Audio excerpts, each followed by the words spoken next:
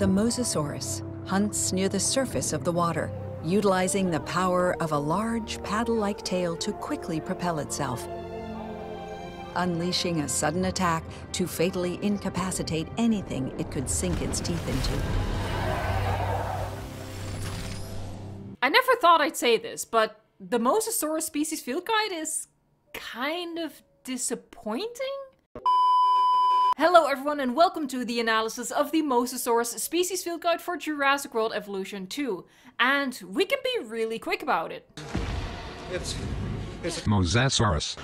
Don't get me wrong, the Mosasaurus looks incredible and I love how these shots give the creature a real sense of scale, which is hard to do in water because there's nothing around it to compare it to.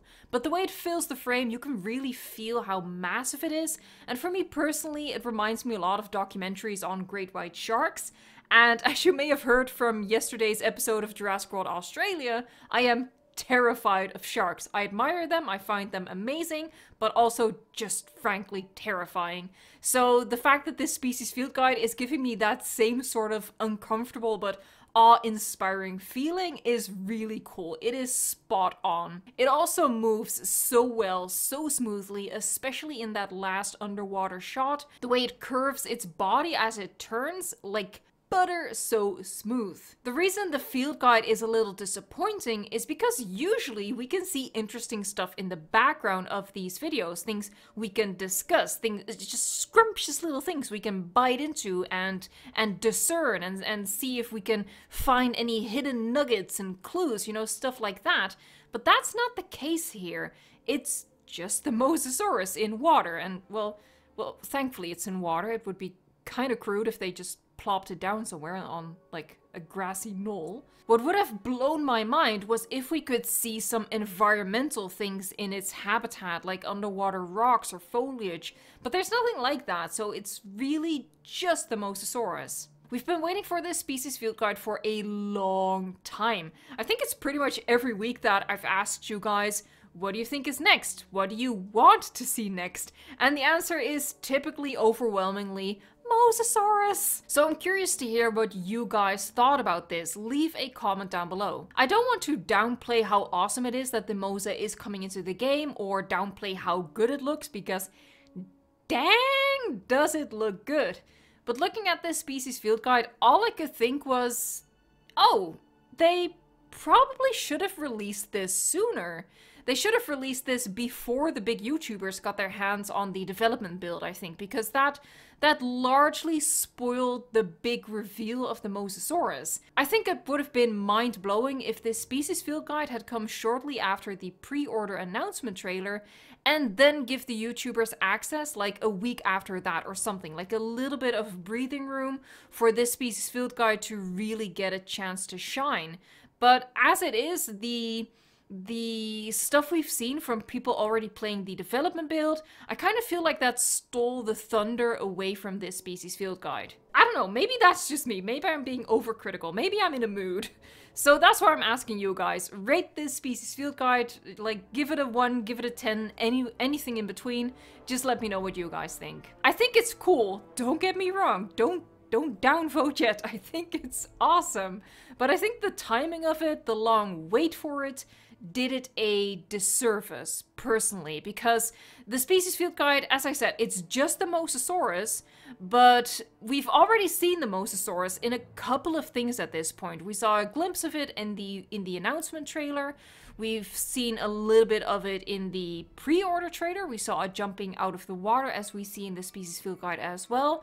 And we also got snippets of it in last week's park management guide. Jesus, that's a lot of words. So yeah, I feel like it doesn't offer that new wow factor, like for example you get with the last species field guide, like the Changzhousaurus. That was something completely new and refreshing, and this, it's more of a good thing. I think that's a good way to put it. It's more of a good thing. Like, name something delicious, something you love to eat. Bread. I love bread. Okay, bread is awesome, bread is life. But there is such a...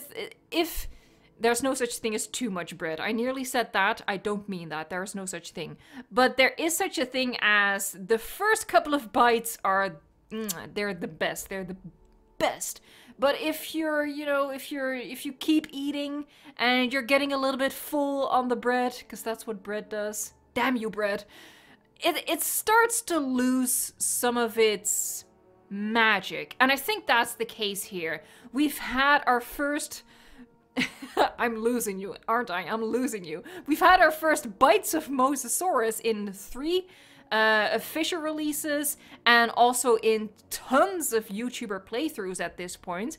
So I feel like this Species Field Guide is like the 10th slice of bread at this point. Bread, in essence, is always good, but after 9 slices, you know, like I said, it loses some of its magic. It would have been better if this was the 3rd slice. This is the strangest, most unnecessary metaphor I've ever used, but I hope it makes sense to at least one person out there.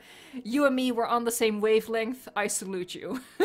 Let's look at the info on the forum. I do want to point out as an interlude that we have now officially stepped away from the pattern of the Species Field Guide, where they do an old returning dinosaur from Jurassic World Evolution 1, and then a new dinosaur for Jurassic World Evolution 2, and then rinse and repeat, rinse and repeat. That's what they've previously stuck to, but last time we got the Changzhousaurus, which wasn't in Jurassic World Evolution 1, and now we have the Mosasaurus, also not in Jurassic World Evolution 1. So they've officially stepped away from that pattern, which means at this point all bets are off. Mosasaurs aren't generally very social and much prefer their own company, so you won't have to worry about making sure there's more than one of them per habitat. Just keep in mind that they'll also need plenty of space to swim around in, so it's worth considering this when thinking about designing your lagoons. So they like living on their own, which is interesting because in the image right above this quote, there are 2 of them, and in this picture from Steam, there are 3 or 4. I'm not looking at the image currently, I'm doing this off the top of my head, but I'm pretty sure... I think it's 3 actually, I think we see 3 in an exhibit, which gives the impression that they can cohabitate. So it's interesting that this quote specifically says that they prefer to live on their own, although, you know, there's a difference between prefer and unable to share with other creatures. The forum does go on to say they can be aggressive though, so keep that in mind when thinking about whether or not they will share a lagoon. I'm kind of now hoping for some Mosa on Mosa action, but, you know, not in the filthy way, but in like the dangerous way. Dark Ansem in the comments already asking the question that I also get asked a lot on my videos about whether the Mosa can use its breach attack to snatch flying reptiles out of the sky. There's no answer yet, and I doubt there will be. Frontier's always very particular about which questions they answer. They don't really want to give away too much, so usually they don't answer any of the questions that involves giving an answer that gives away something they haven't already shared. I would hope for something like that though, just imagine how cool that will be. I guess it would be really difficult to implement because that's a complicated animation on the part of the Mosasaurus to line up with a free-flying pteranodon, but it would be next level awesome. Little fact about me, by the way, let's call it an Evo Species Field Guide, but I actually went to university in Maastricht, which is where the Mosa was first discovered, and it's named after the river that the city is built around, the Maas, which plays a big part in my personal fascination with the Mosasaurus. Most of my interest in prehistoric creatures stems from, you know, the generic Jurassic Park, Walking with the Dinosaurs, Land Before Time, but living in Maastricht, it's really difficult to say that while you're also trying to manage an English accent, or American accent I should say, but living in Maastricht, I spent a lot of time picturing a Mosasaurus swimming around. You don't care, I know, but it's my life, so I kinda have to care. Therapist orders. Anyway, that was it.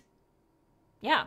Remember to comment your rating and thoughts down below and leave a like if you enjoyed the video. For more analysis and Jurassic World Evolution 2 news videos, hit the subscribe and ring the bell if you don't trust YouTube. And here's a little tip from me to you.